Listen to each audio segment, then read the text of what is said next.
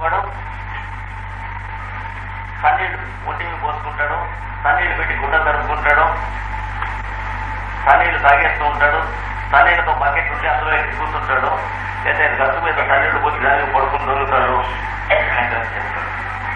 చుబర్లో వాడు దానికి ఆపోజిట్. ఎక్కడ చల్లగా ఉన్నటువంటి వాడికి భయం, వెచ్చగా ఉండేట్లుగా ఉంటాడు, కప్పుకుంటాడు, చేరవ కప్పుకుంటాడు, లేదా స్వెటర్ వేసుకుంటాడు, గదిలో తలుపులు వేసుకుని పడుకుంటాడు.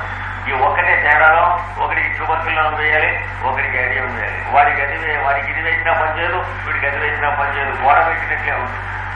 మిగతా సింటమ్స్ అనేది సరిపోయి కూడా.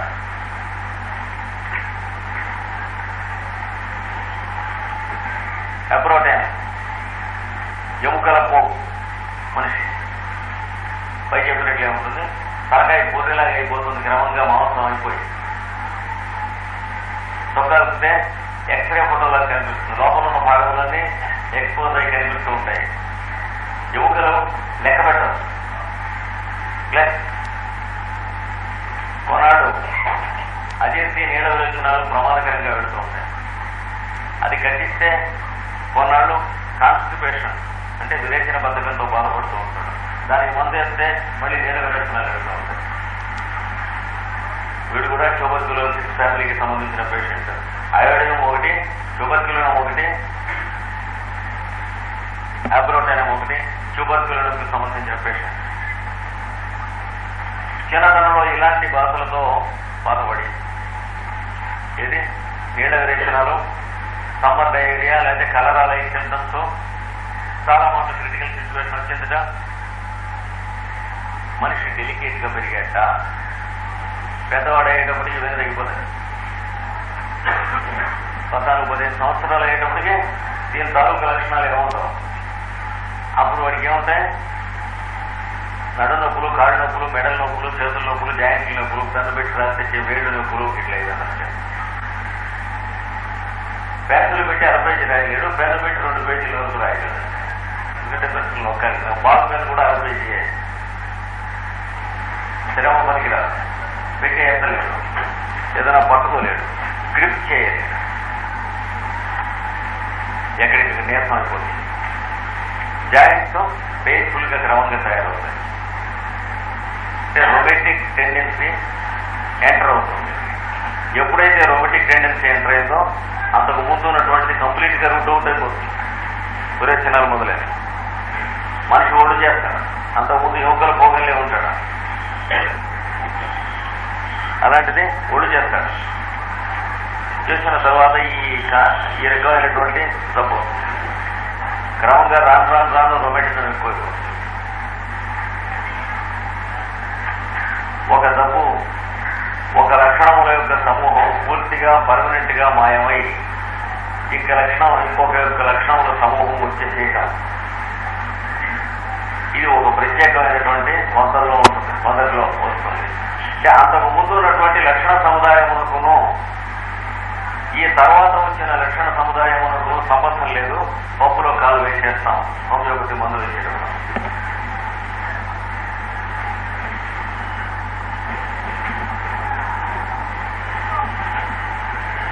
చిన్నప్పుడు ఉన్నటువంటి విరోచనాలకి పోడోఫిల్లం మొదలైనటువంటి వాటితో వైద్యం చేసి తగ్గిస్తూ వచ్చాం. క్యాంపర్ మొదలైన వాటితో అవన్నీ తగ్గిపోయినాయి. అది తెలుసుకోకుండా కేస్ హిస్టరీ మనం తీసుకునేటప్పటికి జాయింట్స్ పెయిన్స్ ఉంటాయి, శరీరాల్లోకి వెళితే నొప్పులు ఎక్కువ అవుతాయి, అప్పుడప్పుడు జ్వరాలు వస్తూ ఉంటాయి, ఆయాసంగా ఉంటుంది, నడిస్తే గుండె బరువుగా ఉంటుంది అని చెబితే ఇవన్నీ చూసి రోస్టాక్స్ సెలెక్ట్ చేశాను గుడ్డిగా. వీడికి రోస్టాక్స్ వేస్తే శుభ్రంగా నొప్పులు తగ్గుతాయి, తగ్గి గుండె బరువు. ఇట్లాగా ఓ 7-6 నెలలో 4-5 డోసులు రూస్టాక్స్ తో సరైన సక్రమణ ట్రీట్మెంట్ చేస్తే గుండెకాయ మార్గం బంద్ అవుతుంది. అంటే డయాలిటేషన్ అది హార్ట్, కార్డియాక్ టాక్సీ అనేటువంటి వ్యాధులు వచ్చేస్తాయి. ఏమిట్రా సరిపోయినటువంటి డ్రగ్తో ట్రీట్ చేస్తే వీడికి ముందుకు వచ్చిందని అంతుపడదు. సరిపోయిన డ్రగ్ కాదు, మనం హిస్టరీ తీసుకుంటాంలో ఒళ్ళు బతకం చేశాం. ఎక్కడికి సరిపోయింది డ్రగ్? వాడు చెప్పిన డేట్ నుంచి ఇప్పుడు రోజులు సరిపోయింది. అంతకు ముందు అది కూడా ఉన్నది ఈ జబ్బు లేదు అంతకు ముందు, ఎక్స్ అనే జబ్బు ఉంది. ఇప్పుడు ప్రస్తుతం ఆ జబ్బు లేదు, వై అనే జబ్బు వచ్చింది. ఈ మధ్యన మార్పు వచ్చింది. Especially history of diarrhoea and constipation during infancy. ఈ 4 లక్షణాల ఆధారంగా తీసుకుంటే ఈ వచ్చినటువంటి మార్పుని ప్రత్యేకంగా దానికి ఒక టెక్నికల్ టర్మ్ ఉంది.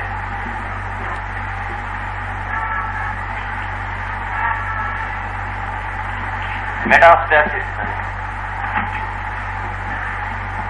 అనగా ఒక వ్యాధి వైఖరి సంపూర్ణముగా మాయమై ఇంకొక వ్యాధి వైఖరి శాశ్వతముగా వహించుట.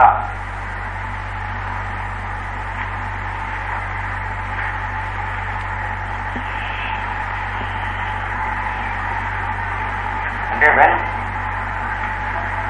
when a set of symptoms in the form of a disease disappears permanently,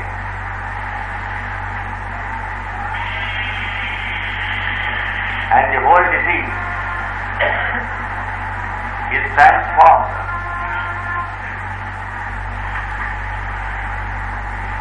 into another group of symptoms. It is called metastasis. Metastasis అంటారు. ఈ పదాన్ని అలోపతిలో ఒక క్యాన్సర్ సందర్భంలో మాత్రమే వాడతారు. అంటే క్యాన్సర్గా ఉన్నటువంటిది ఇంకొకటిగా మారేను, దాంతో పేషెంట్ చచ్చిపోతారని చెబుతారు. అట్లా కాకుండా ఒక వ్యాధి ఇంకొకటి వ్యాధిగా మారడం అనే లక్షణం ఉంటే దానికి కావాల్సినటువంటి డ్రగ్స్ రెండే, అబ్రోటైనం ఒకటి, డిజిటైనస్ ఒకటి, హోమియోలో.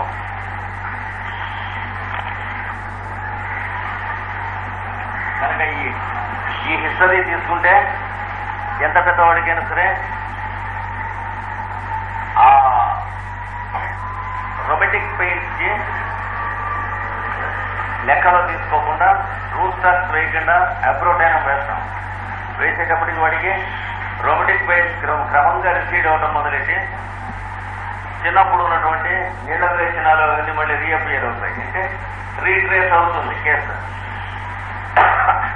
దానంతరదే క్యూర్ అయిపోతుంది. ఒకవేళ కావాల్సి వస్తే అప్పుడు మళ్ళీ ఇండికేటెడ్ రెమెడీ వేయాలి. ట్యూబర్కులినం కానీ చైనా కానీ ఇలాంటివి అప్పుడు క్యూర్ అవ్వాల్సిందే. కానీ ఇప్పుడున్న పిక్చర్ తీసుకుని రూస్టాక్స్ కానీ బ్రయోనియా కానీ వేసినట్లయితే సచ్చికి పెట్టుకున్న క్యూర్ కాదు, అపకారం చేస్తుంది. ముఖ్యంగా రొమాటిక్ కంప్లైంట్స్ ఉన్నటువంటి వాళ్ళలో మాత్రం ట్రీట్మెంట్ రాంగ్ గా జరిగితే హార్ట్ కంప్లైంట్ వచ్చి తీరుతుంది, షూర్ ఏదని.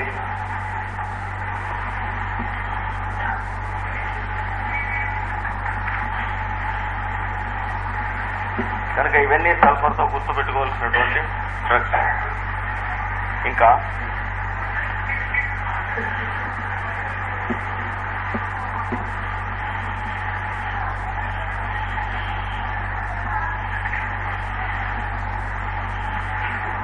ఒక 3 సింటమ్స్ యొక్క గ్రూప్ సీక్వెన్స్ ఉన్నది.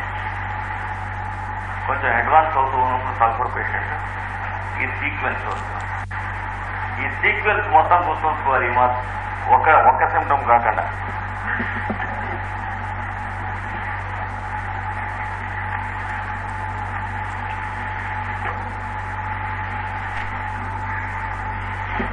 Emitting heat from all over the body, శరీరం మొత్తం నుండి ఆవిర్లు తేలుట మొట్టమొదట. ఇది ముందు వస్తుంది. నెక్స్ట్ కొద్ది నిమిషాల్లో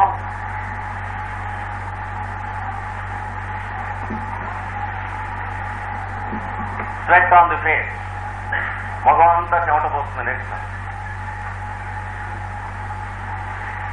రెండవది. మూడవది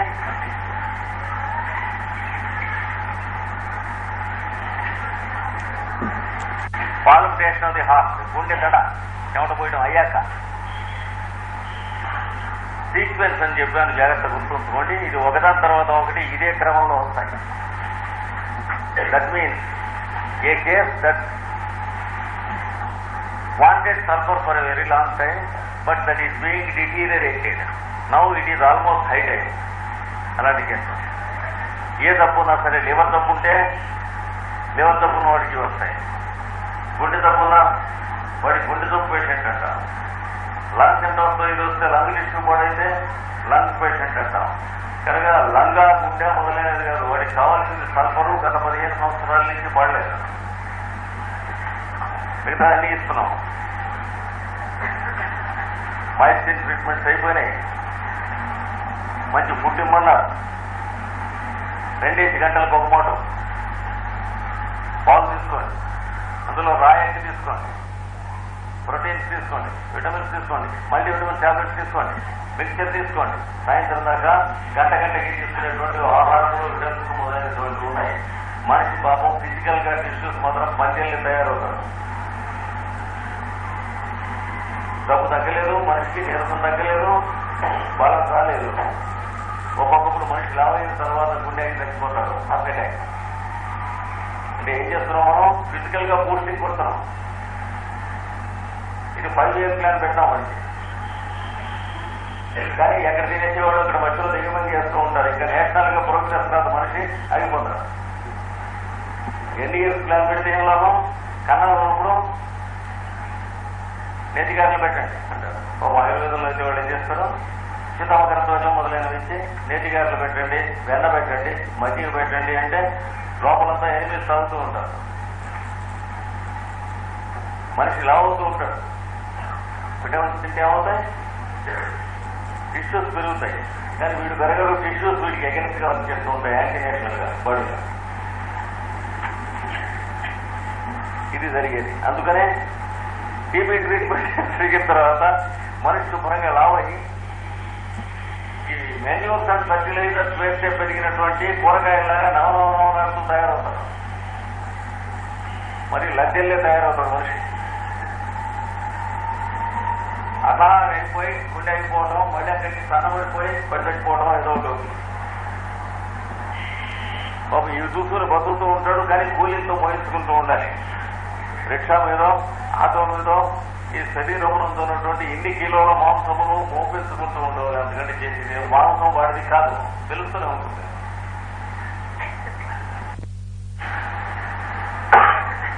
వాడికి ఈ పాలిఫికేషన్ నెక్స్ట్ వస్తుందన్నమాట. నెక్స్ట్ చిల్, చిన్న చలి వణుకు పులకరింతలాగా వస్తుంది. నెక్స్ట్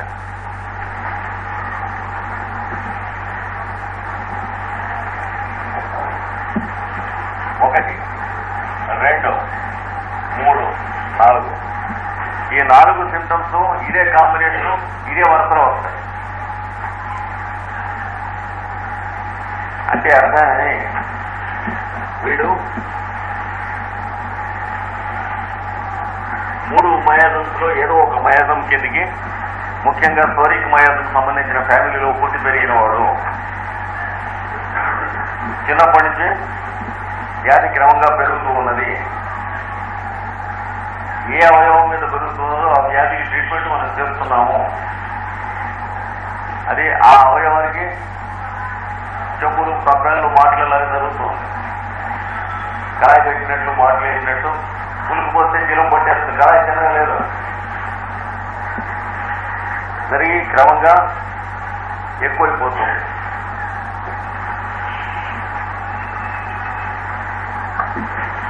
కొద్ది కాలంలో ఒక 3-4 సంవత్సరముల్లో చనిపోబోతున్నాడు అనేటువంటి షూర్ రీడింగ్ వీడికి ఈ లక్షణాలు ఇదే వరుసలో ఉంటాయి.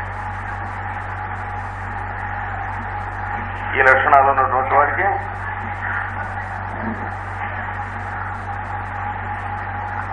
అల్పలు కానీ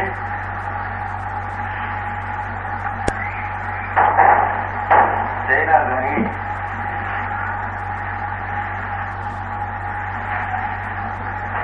పాల్సిటీలా కానీ ఈ మూడింట్లో ఏదో ఒకటి కావాల్సి వస్తుంది, ఇండికేట్ అవుతుంది. ఆ డిజీజ్ యొక్క ప్రోగ్రెస్ అనేది చెక్ చేస్తుంది, మనిషిని రక్షిస్తుంది తినగా వాడగలిగితే. మూడింట్లో సల్ఫర్ డీపెస్ట్ అండ్ స్ట్రాంగెస్ట్. అంటే సల్ఫర్ కావాల్సిన వాడికి సల్ఫర్ వర్క్ చేసినట్లు ఈ మిగతా రెండు వాటి అంత డీప్ గా వర్క్ చేయవు. మూడింట్లో డెప్త్ గా మనం లెక్కేసుకున్నట్లయితే సల్ఫర్ డీపెస్ట్. నెక్స్ట్ చైనా పల్సటిల్లాల్లో ఏది డీపరు? చైనా డీపరు. పల్సటిల్లా కానే కాదు. ఎందుకంటే పీరియాడిసిటీ అనేటువంటి స్ట్రాంగ్ గా ఉన్న డ్రగ్స్ అన్ని కూడా deeper drugs. Sulphur, China periodicity ఉన్నాయి.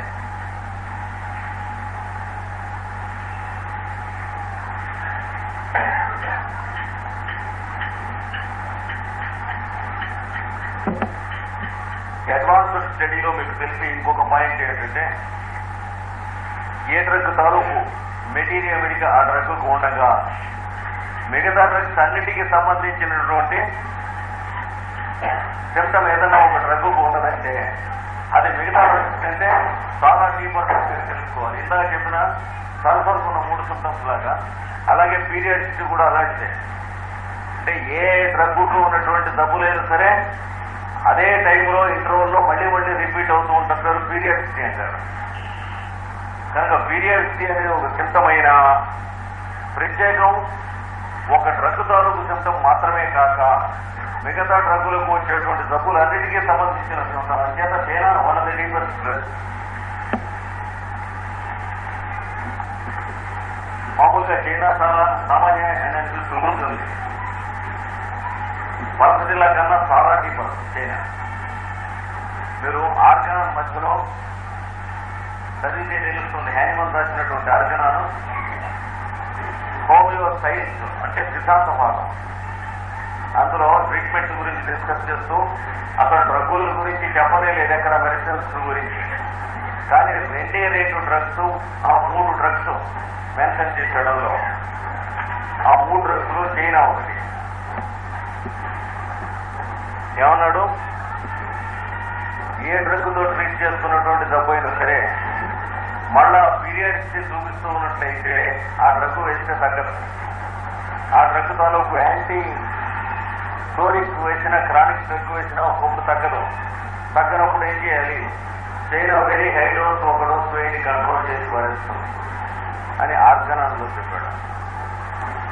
అంటే సల్ఫర్లో, ట్యూబర్క్యులోస్లో కూడా తగ్గనటువంటి పీరియాడిసిటీ, సివిలం వీటితో తగ్గినటువంటి పీరియాడిసిటీ జరిగినటువంటి మలేరియాలో మొదలైనటువంటివి, క్షయ వ్యాధుల యొక్క సిమ్టమ్స్ మొదలైనవి, భయంకరమైనటువంటి న్యూమోనియా, బ్రాంకోనిమోనియా మొదలైనవి ప్రతి సంవత్సరం అవే సీజన్లో మళ్ళీ వచ్చి పేషెంట్ బస్తాడా బతుకుతాడా అనే స్థితిలో పెట్టి మళ్ళీ బతికి నెక్స్ట్ ఇయర్ అంతకంటే సివియర్ గా వచ్చి, అంటే పేషెంట్ మోర్ వీకర్ గా ఉంటాడు, డిసీజ్ మోర్ సివియర్ గా ఉంటుంది ప్రతి ఏడాది. ఇలాంటి టెండెన్సీ కనిపించినప్పుడు పిండేశారు.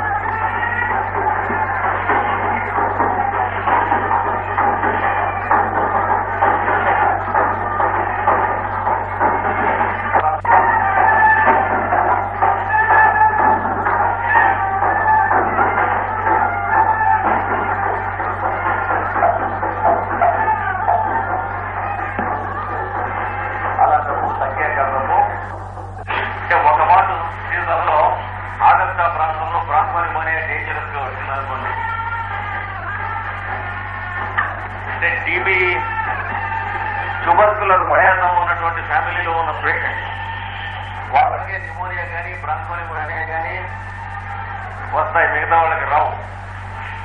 లంగ్స్ కి సంబంధించినటువంటి అక్యూట్ డిసీజ్ ఎవరికి వస్తాయి? ట్యూబర్క్యులోసిస్ ఫ్యామిలీకి సంబంధించినటువంటి వాళ్ళకి మాత్రమే వస్తాయి. ఎవరి ఫ్యామిలీలో త్వర ఉందో వాళ్ళ ఫ్యామిలీలో కాంప్లికేట్ అయ్యి ట్యూబర్క్యులోసిస్ వస్తుంది. మిగతా వాళ్ళకి ఇలాంటి హారిబుల్ డిసీజ్ రావు సీజన్స్ లో. న్యూమోనియా కానీ, బ్రాంకైటిస్ కానీ, ఇవన్నీ మండిపోతూ ఉంటే హైఫీవర్ వచ్చేటండి వచ్చి ప్రమాదకరమైన స్థితిలో డ్రగ్స్ తగ్గించారు, తగ్గిపోయింది. అది తగ్గిన తర్వాత మళ్ళా నెక్స్ట్ ఇయర్ ఆ టైంకి వస్తుంది. 3-4 సంవత్సరాల నుంచి వస్తుంది. ఏం చేసినా తగ్గటం లేదు. అలాంటప్పుడు తగ్గిపోయిన తర్వాత 2-3 నెలలు అయిపోయి చైనా 50M ఒకటి వస్తుంది. వేస్తే మళ్ళీ నెక్స్ట్ ఇయర్కి ఏమి రాదు. అయితే భయపడేది ఎక్కడంటే చైనా 50M ఎంత అగ్రవేషన్స్ చేస్తుందో, ఏమవుతుందో అని.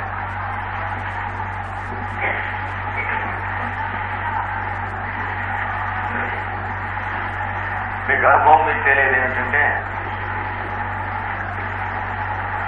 పీరియాడిసిటీ ఉన్న జబ్బులలో చైనా 30 వేస్తే విపరీతమైనటువంటి చలి జ్వరాలు మొదలైనవి ఒళ్ళు కుదిపి వాయించేస్తాయి. చైనా 200 వేస్తే అందుకని తక్కువ వాయిస్తాయి. 1M వేస్తే చాలా తగ్గుతుంది. 10M వేస్తే ఆల్మోస్ట్ ఎక్టివేషన్ లేకుండా తగ్గిపోతుంది. 50M వేస్తే అసలు తర్వాత ఇంకేముండదు. తెలియక భయపడుతూ తల్లి వేస్తారు. అది ఎగిరేసి పడేస్తుంది మనిషి. కనుక ఈ డ్రగ్స్ అన్ని సల్ఫర్ తర్వాత చైనా తర్వాత పల్సటిల్. ఈ మూడింట్లో ఏదో ఒకటి వీళ్ళకి కావాలి. ఎలా గుర్తుపట్టడం? సల్ఫర్ పేషెంట్ అయి ఉండి ఇలాంటి హెల్ప్లెస్ స్టేజ్ లోకి వెళ్ళిపోతున్నాడు, క్యూరబుల్ కాదు పైన, ఇంకొక ఏడాది కనుక కంట్రోల్లోకి రాకపోతే సరైన సక్రమంగా ఈ లోపల ఏ మందులు వేసి ఏం క్యూ చేసామని అనుకున్నా, అలోపతి అయినా హోమియోపతి అయినా ఆయుర్వేదం అన్నా మన వైద్యం మనం చేస్తూ ఉంటే వాడు దిగిపోతాడు. ఇది సల్ఫర్ వాడు అది తెలియటానికి గుర్తెట్లాగా ఒకే ఒక సిమ్టమ్ మనం చెప్పుకున్నాం, అది వీడికి ఉంటుంది. పొద్దున్నే నిద్ర లేవంగానే లూజ్ మోషన్ పరిగెట్టాల్సి వస్తుంది. Morning stool drives him out of bed.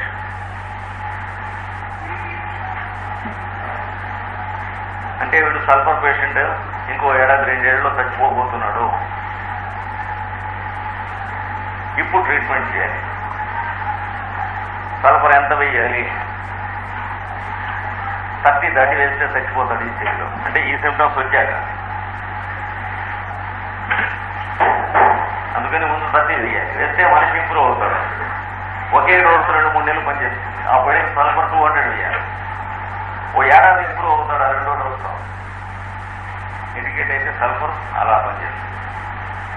ఆ పైన ఏడాది అయిన తర్వాత బాగా వెరిఫికేషన్ చూసుకుని ఈ సిమ్టమ్స్ డిసప్పియర్ అయిన చైనా సిమ్టమ్స్ ఇది లేవనుకోండి.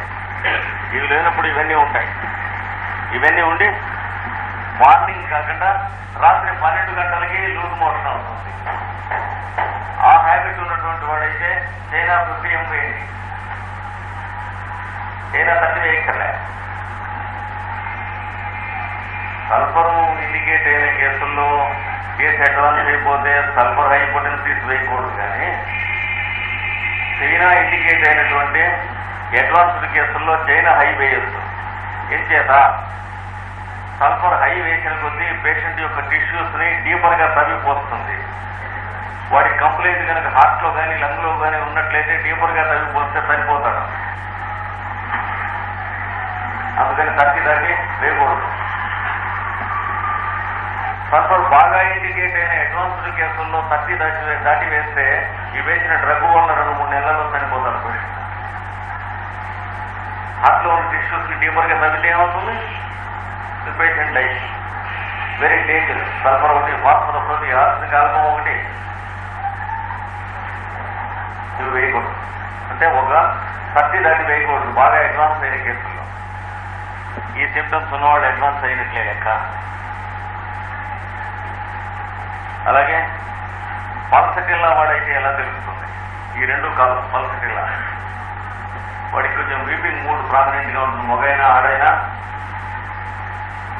కదిలిస్తే ఏడుస్తారు, బట్టలిస్తే ఏడుస్తారు. వాటితో ఎప్పుడు దెయ్యాలు ఉన్నాయి. పల్స్లో వేస్తే తుపాకీ దెబ్బ కనకపోతాయి, మాయమైపోతాయి. వాళ్ళకి ఎప్పుడు ఎవరో ఛాలెంజ్ చేస్తూనే ఉంటారు. పల్స్లో వేస్తే ఇంకా బాగా పనిచేయదు. నవలలు అమ్ముడు పోవడానికి చాలా చౌకబారు విషయాలు రాస్తారు. కానీ వాటన్నింటినీ మించినటువంటి బోధ విద్యం పల్సటిల్లా, ఇగ్నేషియా, హైస్యాం. అంటే బిజినెస్ వేరు, ట్రూత్ వేరు. ఒక నవల మసాలా లాగా అమ్ముడు పోవాలంటే గమ్మత్తులన్నీ రాయాలి. ఇది వేయండి, అది వేయండి, ఈ యంత్రం వేయండి, ఆ తంత్రం వేయండి. కానీ మీకు అసలు మంత్రాలకి మంత్రం, తంత్రాలకి తంత్రం. పల్సటిల్లా వేస్తే వాడి ఇంట్లో దెయ్యాలుండవు. వాడి దొడ్లో చేతపడి పాత్రలు కూడా ఎవడు బంద్ పెట్టాడు. కానీ పల్సటిల్లా వాడికి అవన్నీ ఉంటాయి. కన్ను మూస్తే చాలండి ఎన్ని రకరకాల వాళ్ళు అలా తిరుగుతూ ఉంటారు. ఇంట్లో దెయ్యాలు మనుషులు కలిసి తిరుగుతుంటారు. వాడు వీడు మాట్లాడుకుని, ఇంకా ఐస్ కూల్ డ్రింక్స్ కానీ ఐస్ క్రీమ్ కానీ ఎంత ప్రాణమో వాళ్ళకి. ఏదో చేయాలి కదా ఈ పేషెంట్ కూడా. తర్వాత ఎక్కువ మందికి సామాన్యంగా ముఖ్యంగా మల్సిటీల వాళ్ళకి ఇంటి వాస్తు మంచి బాగుంది. ఈ ఇంట్లో ఏదో లోపాలు ఉన్నాయి ఎంచేత ఇలా ఉంటుంది మాట్లాడతారు. వాళ్ళకి కావాల్సిన మల్సిటీల డోసు వేయండి, వాస్తు బాగుపడుతుంది. ఇంటికి శుభ్రంగా బాగుపడుతుంది వాస్తు. దూలాలు గీలాలు మార్చక్కర్లేదు. ఎందుకంటే వాస్తు గురించి అడిగితే ఏం చేస్తారో ఇక్కడ బాగా తీయించు అంటాడు, ఇంకోటి అడిగితే ఇక్కడ బాగుండకూడదు అంటాడు, తీయించాక పొడిపెత్తమంటావా అంటే ఇక్కడ బాగుంటే యజమాని వస్తాడు అంటాడు. పోనీ పొడిపెత్తమంటావా అంటే బాగు తీసి పూడి చేస్తే వంశనాశం అవుతుంది.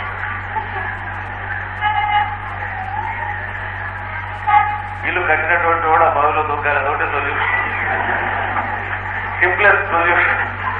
Instead of asking every fool and scoundrel for solution, it is better to get himself drowned in the well. That's the shortest cut. ఎందుకంటే నో టు వాచెస్ అగ్రీ, అలాగా no two vastu agree, no two astrologers agree, no two doctors agree, ఎంతో వ్యాధి, no two బుధ వైద్యం agree, no two చేతపట్ agree. అంటే ఇవన్నీ కూడా సన్నాస్తారు, ఒకటే జాతి. No two astrologers agree. సప్తం అధిపతి అంతర్దర్శనం పెళ్లి అవుతుందంటాడు, జబ్బు చేసిన వాడి దగ్గరికి వెళ్తే ఎవరయ్యా సప్తం మారకస్తానం మరి జబ్బు చేయడం వాడి ఆయుర్వేద చేత స్పెక్యులేషన్స్ తో లాభం లేదు. Too much of philosophy flows through the wheel but for no use. ఈ పాపం పరిస్థితుల్లో వాళ్ళ దగ్గర చాలా వెళ్ళిపోతూ ఉంటాయి. ఇలాంటి వాళ్ళ డబ్బులు చాలా డాక్టర్లకు, వాస్తువులకు, జ్యోతిష్కులకు, చేతబడులకు, నాస్తికులకు, పాషండులకు అందరికీ వెళ్ళిపోతుంది. అంటే వాడికి పనికి రావడం కన్నా ఇదేమో బాగు చేస్తారేమో. బాగు చేయడానికి ఇల్లు శుభ్రంగా తన దుమ్ముదులు బాగు చేసుకోవాలి, కానీ ఎవడో బాగు చేసేదే ఉండదు. అది తెలియాలంటే పాపం పరిస్థితుల్లో వాళ్ళకి పరిస్థితుల్లో పడాలి. ఇలాంటి నమ్మకాలు చాలా ఉంటాయి. ఉండి ఇగో ఈ సింప్టమ్స్ ఉంటాయి. ముఖ్యంగా ఉండి లేడీస్కి అయితే మెన్సెస్ టు డిలే అయితే ఇది కూడా ఉంటుంది. ఆడవాళ్ళ దగ్గరికైతే బయటలో ఆలస్యంగా వస్తూ ఉంటుంది. తర్వాత ఫ్లో టు స్కాంటీ, బహిష్టు స్రావము చాలా తగ్గిపోవు. బాడీ గ్రోత్ స్లాబీ, ఒళ్ళు వచ్చేస్తుంది, వాతం వచ్చేస్తుంది. All sorts of fears come to the mind, అనేక సందేహాలు, భయములు, భ్రాంతులు, వాతలు మనసును ఆవరిస్తాయి. వాళ్ళకు కూడా ఇప్పుడు ఈ స్టేజ్కి వచ్చినటువంటి వాళ్ళకి 200 దాటి మొదలెట్టకూడదు. 30 200 మొదలెట్టి వేస్తే ఒక డోసు నెల 15 రోజులు పనిచేస్తుంది. కొంత క్లియర్ అయిపోయి మనిషి కులం అవుతారు. అప్పుడు వన్యం వేయాలి. వనం వేస్తే ఇందాక నేను చెప్పిన చేతపళ్ళు, పోతాలు అన్నీ వెళ్ళిపోతాయి. ఎవడన్నా బాధ పెట్టిన రక్ష రేకులు, రాగి రేకులు, సాయకులు, ఆ పిడతలు, అందులో పెట్టినటువంటి యువకులు తుప్పులు అయిపోతాయి. కొందరు సూదులు తీస్తారు శరీరంలో. హైదరాబాద్ లో ఉన్నారు ముఖ్యమంత్రులలో అన్ని నానా జాతి ఉంటుంది. మరి ఓ భూత వైద్యుడు ఉన్నాడు, ఇలా కండ కొరికి సూదులు తీస్తారు.